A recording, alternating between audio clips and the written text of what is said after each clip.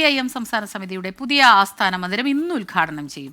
AKG centre എന്ന് നാമകരണം ചെയ്തിട്ടുള്ള കെട്ടിടം മുഖ്യമന്ത്രി പിണറായി വിജയനാണ് ഉദ്ഘാടനം ചെയ്യുക.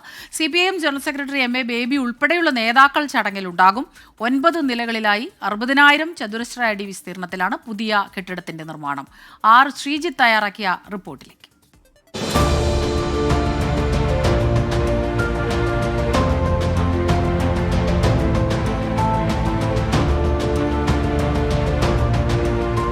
എനിക്ക് മുന്നിൽ കാണുന്ന ഈ 9 നിലകളുള്ള കെട്ടിടമാണ് ഇന്ന് CPIMന്റെ സംസ്ഥാനത്തെ ആസ്ഥാന മന്ദിരം എന്ന നിലയിൽ ഉദ്ഘാടനം ചെയ്യുന്നത്. വൈകുന്നേരം 5 മണിക്ക് മുഖ്യമന്ത്രി പിണറായി വിജയനാണ് പുതിയ കെട്ടിടം ഉദ്ഘാടനം ചെയ്യുന്നത്. CPIMന്റെ ജനറൽ സെക്രട്ടറി MA ബേബി അടക്കമുള്ള പ്രധാന നേതാക്കൾ ഈ ചടങ്ങിൽ സന്നിഹിതരാകും. കോടിയേരി ബാലകൃഷ്ണൻ സംസ്ഥാന സെക്രട്ടറി ആയിരിക്കുമ്പോഴാണ് CPIMന്റെ സംസ്ഥാന കമ്മിറ്റിക്ക് പുതിയ ആസ്ഥാന മന്ദിരം വേണമെന്ന ആശയം രൂപമെടുക്കുകയും അതിനായി 31 സെന്റ് സ്ഥലം വാങ്ങുകയും ചെയ്തത്. ഇവിടെ 9 നിലകളായി ക്രമീകരിച്ചിരിക്കുന്ന ഈ കെട്ടിടത്തിൽ AKGയുടെ പ്രതിമയുണ്ട്. AKGയുടെ പ്രതിമയും മുഖ്യമന്ത്രി പിണറായി വിജയൻ ഇന്ന് വൈകുന്നേരം അനാച്ഛാദനം ചെയ്യും.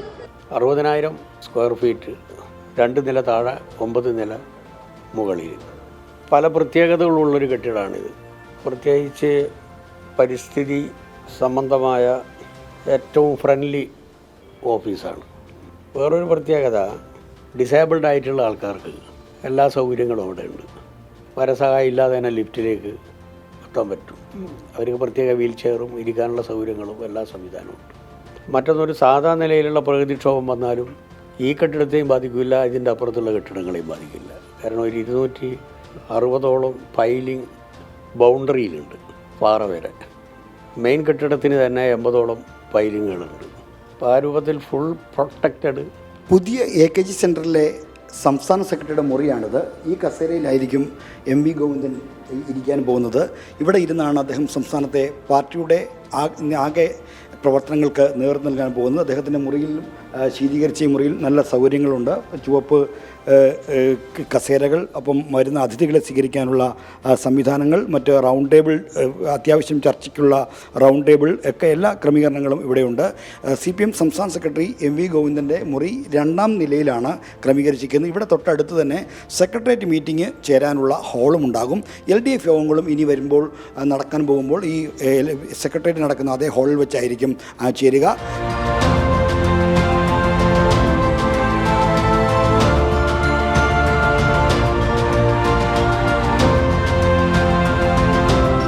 ഒൻപത് നിലകളുള്ള പുതിയ സംസ്ഥാന കമ്മിറ്റി ഓഫീസിൻ്റെ 5ാം നിലയിലാണ് CPIMന്റെ സംസ്ഥാന കമ്മിറ്റി കൂടാനുള്ള പ്രത്യേക ഹാൾ ക്രമീകരിച്ചിരിക്കുന്നത്.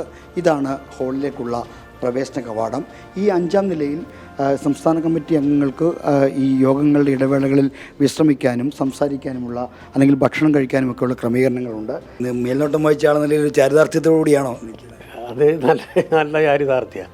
അത് ബാലകൃഷ്ണൻ അസുഖമായ സമയത്ത് അദ്ദേഹത്തിന് ശ്രദ്ധിക്കാൻ കഴിഞ്ഞിരുന്നില്ല. അപ്പോൾ ആ സമയത്താണ് ഈ ഒരു ദൗത്യം കൂടി എന്നെ ഏൽപ്പിച്ചത്. മാത്രമല്ല AKG സെൻറ്റർ ഒരു റിനോവേഷനൊന്നും നടത്തിയിരുന്നില്ല. അപ്പോൾ ഇന്ന് കാണുന്ന രൂപത്തിൽ അത് റിനോവേറ്റ് ചെയ്ത് ഒരു നല്ല ഒരു സ്ഥിതിയിലേക്ക് എത്തിക്കുന്നതിനും അന്ന് കോടിയേരി സഹായിച്ചു റിനോവേഷൻ്റെ ഭാഗമായി.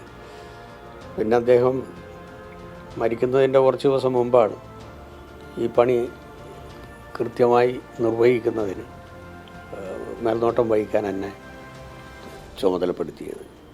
പാർട്ടി സംസ്ഥാന സെക്രട്ടറിക്കും LDF കൺവീനർക്കുമൊക്കെ മാധ്യമങ്ങളെ കാണാനുള്ള വിപുലമായ സൗകര്യവും പുതിയ ആസ്ഥാന മന്ദിരത്തിലുണ്ട്. 1ാം നിലയിലെ ഈ ശീതീകരിച്ച ഹാളിലാണ് മാധ്യമ പ്രവർത്തകരുമായി സംവദിക്കാനുള്ള ക്രമീകരണങ്ങൾ ഒരുക്കിയിരിക്കുന്നത്. 4K പ്രൊജക്ഷനുള്ള മോണിറ്റർ അടക്കമുള്ള സംവിധാനങ്ങളുമായിട്ടാണ് ഇവിടെ ഈ ക്രമീകരണങ്ങൾ ഒരുക്കുന്നത്. മാധ്യമപ്രവർത്തകർക്ക് പ്രത്യേകമായ ഇരിപ്പിടം, ഒപ്പം തന്നെ ക്യാമറകൾ ക്രമീകരിക്കാനുള്ള വിപുലമായ പോഡിയം. എത്ര ക്യാമറകൾ വന്നാലും അത് ഉൾക്കൊള്ളാൻ കഴിയുന്ന ഒരു സംവിധാനവുമൊക്കെ തന്നെയാണ് ഈ മീഡിയ ഹാളിൻ്റെ പ്രത്യേകത.